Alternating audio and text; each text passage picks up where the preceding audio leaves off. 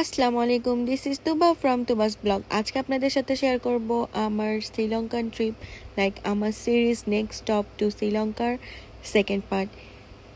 আমি কি যে বলবো, আমার লাইফের সব থেকে সুন্দর সানসেট মনে হয় এইটাই ছিল স্টিল।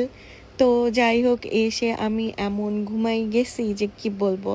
তারপরে উঠে আমরা রেডি টেডি হয়ে চলে যাই, আর এখানে এসে আমি আবারও ঘুমাই গেছি। তো ঘুম কাটানোর জন্য চা নিয়ে নিই, আর এরকম একটা ভিউ সাথে চা, কি যে বলবো।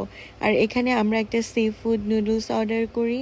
আমার খুবই সি ফুডের ক্রেভিংস হচ্ছিল, কেন জানি না, বাট দেখতে একটু কেমন যেন ছিল। আমি খুবই কনফিউজড ছিলাম যে টেস্টটা কেমন হবে।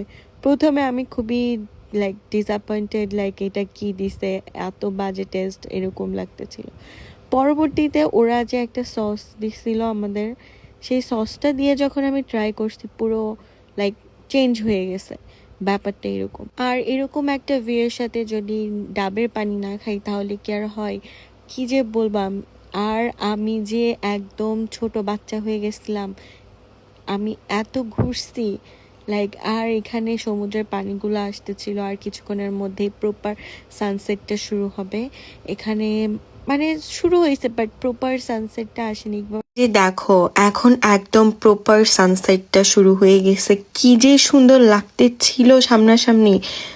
আমি কি বলবো, একদম ক্রিস্টাল হয়ে গেছিল প্রত্যেকটা বালুগুলা, আর পানিগুলা যখন এসে লাগতেছিল, কি যে ভালো লাগতেছিল, কি বলবো। তো আজকের ভিডিওটা এই পর্যন্তই। তোমাদের ভিডিওটা কেমন লাগলো এটা আমাকে অবশ্যই জানাবা, আর আমার নতুন ট্রাভেল সিরিজটা তোমাদের কেমন লাগতেছে এটা অবশ্যই আমাকে কমেন্ট করে জানাবা। এত কষ্ট করে এডিট করা হয়, এত বিজির মাধ্যমে আমি তোমাদের সাথে শেয়ার করতে পছন্দ করি, যাতে তোমরা ঘুরতে একটু বেশি আগ্রহী হও, কারণ ঘুরলে মন মেজাজ সবকিছুই ভালো থাকে। যাই হোক, সবাই ভালো থাকো। আর শ্রীলঙ্কা যে কতটা সুন্দর এটা আমি আমার ভিডিওর মাধ্যমে তোমাদের দেখাবো, এটা আমার প্রমিস। বাই।